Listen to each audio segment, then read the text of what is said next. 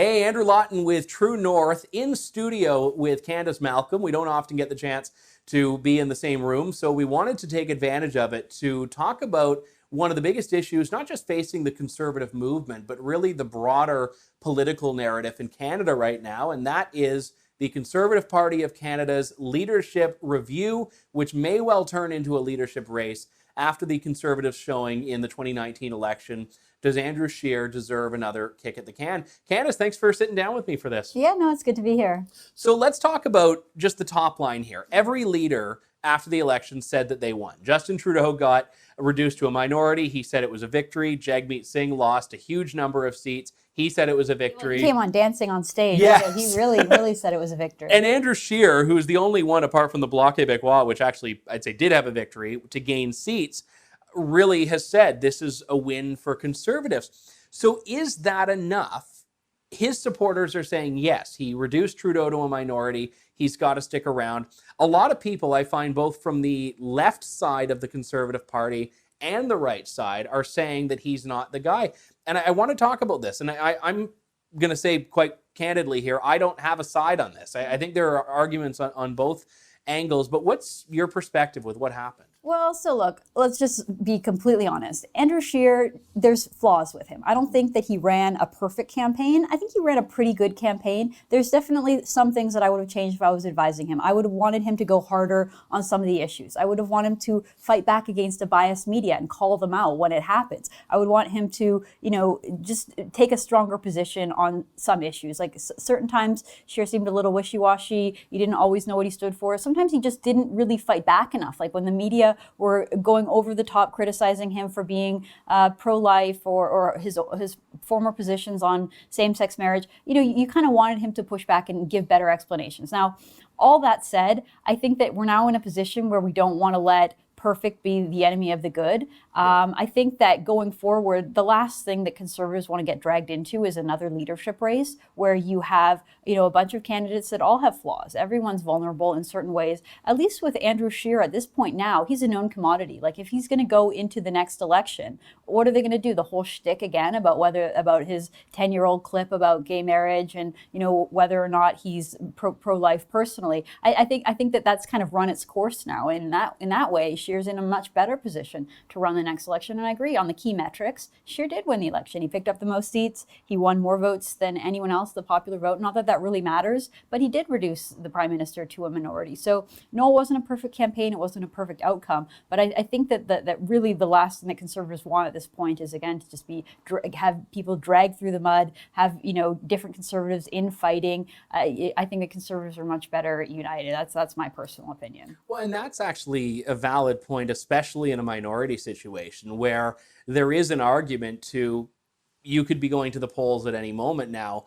If I were the Liberals and the Conservatives announce a leadership race, that's when you trigger the fall of your own government. I mean, if the Conservatives are in the midst of a search for a leader, you basically could throw them into entire chaos by saying, all right, we're going to have an election. We're going to engineer a non-confidence. And I mean, obviously you'd hope that a party won't go to those tricks, but listen, I mean, that's a guaranteed way to win by saying that, the Conservative leader running in this election might not be the Conservative leader who governs if they win.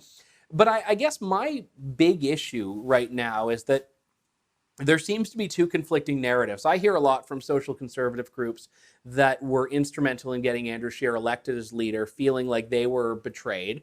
And then you have also the red Tories saying, oh, we don't like this idea of a socially conservative leader. And Jagmeet Singh had made that comment the other day that a social conservative can't be prime minister. Well, social conservatives comprise millions of Canadians. They might not be a majority position, but they're a part of this country. It's a belief system that's shared by pretty much every mainstream faith group. No one's questioning the Muslim candidates, the Orthodox Jewish voters and candidates. No one's questioning them. Or how about Sikh Yes. Jagmeet Singh is clearly a very observant religious man. He must hold many social conservative views, but somehow, we boil it down to these few really hot button issues to define what a social conservative is. Yeah, you're right. So, but you've got these two conflicting narratives where you've got the red Tories saying, we don't like a SoCon. You've got the social conservatives saying he was actually just a squishy red Tory.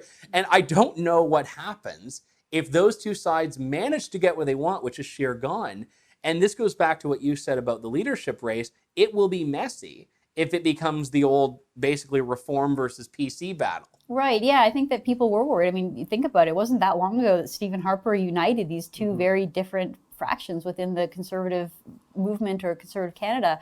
And I think that we have to tread carefully. Like, sure, Andrew Scheer isn't perfect for some of the reasons that we've talked about and you mentioned, but what's the counterfactual? Like, if we replaced Andrew Scheer with someone who is either even more entrenched in one of those two views, you could risk completely alienating the other faction and having them leave. And, it's interesting, we're at our True North retreat here in Toronto. Last night we were watching some old videos of the attack ads that the Conservatives used to create about former candidates that were running against Harper, and specifically Stefan Dion. A lot of the attack ads that were put out against him came from the Liberal debates when they were choosing their leader. And because you have that image of Liberals on stage fighting, and they're kind of already doing the opposition research for you. So just imagine if a bunch of Conservatives are on stage this year or early in 2020, tearing into each other, again, showing the factions within the Conservative movement.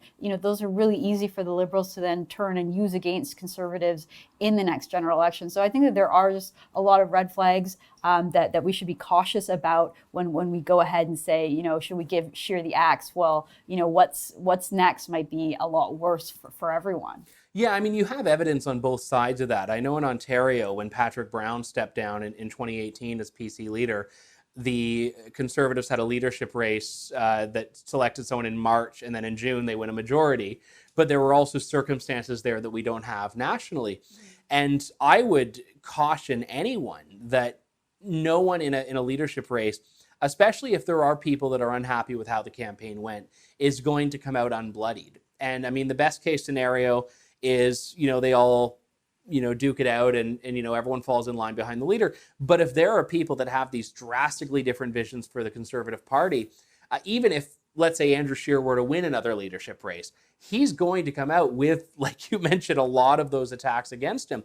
And I know there are going to be a lot of people that are watching this that are saying, all right, you're just, shilling for Scheer. It's not about that. It's that if you want a vehicle to champion conservative ideas, the infighting has to remain inward. And that is not something that's going to happen under these circumstances. Well, yeah, and I just want to say, I think it's healthy. I think it's really healthy to have an open, critical discussion. I think that there were major flaws in the way that Andrew Scheer ran his campaign. I think that there's some things that Canadians and Conservatives would want to see differently. Some of the things I mentioned off the top about fighting back and standing up, articulating a conservative worldview, really coming up with, policies that not only speak to Conservatives, but to broader Canadian population and really, encompass our values. So I think that it's good to be able to openly criticize Scheer, and we should have these conversations, that we should have these criticisms. Andrew Scheer should do some soul searching. His campaign should go over and consider, why didn't they win more seats in Quebec? What happened in the GTA?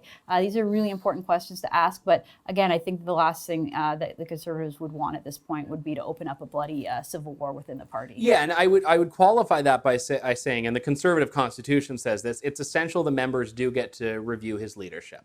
I don't think that, any people talking around a table saying, we think that a leadership race will be bad, I don't think they get to make that decision. I think the members, as they're going to vote at the next Conservative convention, get to say, do we want to have a leadership race? But I would hope that by then, most of them will be thinking not just of, do we like the campaign or not? Do we like Scheer's leadership or not? But thinking of all of these factors. And it's not to say you can't still decide, listen, we need a leadership race, but think of it in the context of not just that knee-jerk reaction to the campaign, but also that idea of, okay, what would a leadership race do? Who would come up? What issues would emerge? And I would love to see come up Conservatives saying exactly what you're saying here. Listen, you need to push more on immigration. You need to punch back against the media. I think the one thing we saw in this election campaign, more than in recent ones, is that the media is not the friend of conservatism. And Conservatives have to stop trying to win that affection and win that support.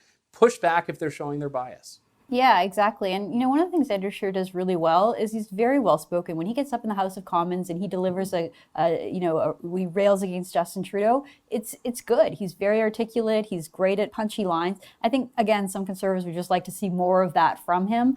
Specific, not just against Justin Trudeau, but again, yeah, against the media, against other parties, and on the issues that he is sensitive to. He should really come up with a very thorough reason why he doesn't want to go to gay pride parades, and he should articulate that. He should talk about a bit more about some of the issues that were really getting him into the hot seat during the election.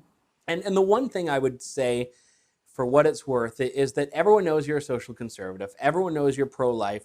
If you're trying to shuffle your way around it, it's going to look bad to both sides. The people that are social conservative are going to think that you're wavering on it. The people that aren't are not going to be convinced. I would say there's a real opportunity there that he needed to take and still could take against Justin Trudeau. Why are you imposing a values test on Canadians? Why are you imposing this litmus test like you did with Canada Summer Jobs funding, like you're doing with all of this other stuff? Why are you doing that? And Trudeau has never really been forced to answer to why they're the ones that are trying to really pit people with different value sets against each other. So any final thoughts on this? Well, yeah, exactly. Trudeau is in line with what the media believe when it comes to that issue, but he's not necessarily in line with what most Canadians. Look, there's millions of Canadians that are pro-life that have very deeply held a problem with the practice of abortion. And even people who aren't might have some concerns about what you're saying, the bullying that goes around people who have those views. So, you can take stands without saying we're going to reopen the debate or we're going to change any of the laws or anything like that, which I think most Canadians, even people who might hold pro-life views, don't really have the appetite for. But at least show that you're standing up for them and that you care about them and that you understand their beliefs and that you're going to fight back against the Justin Trudeau and the Rosemary Bartons of the world. I think again, those are the kind of things that conservatives would like to see out of a leader. Absolutely. And do let us know what you think in the comments, one way or another, about the Conservative leadership, about Andrew Scheer's leadership. Candice, thanks very much for doing this. All right. Thanks, Andrew. For True North, I'm Andrew Lawton.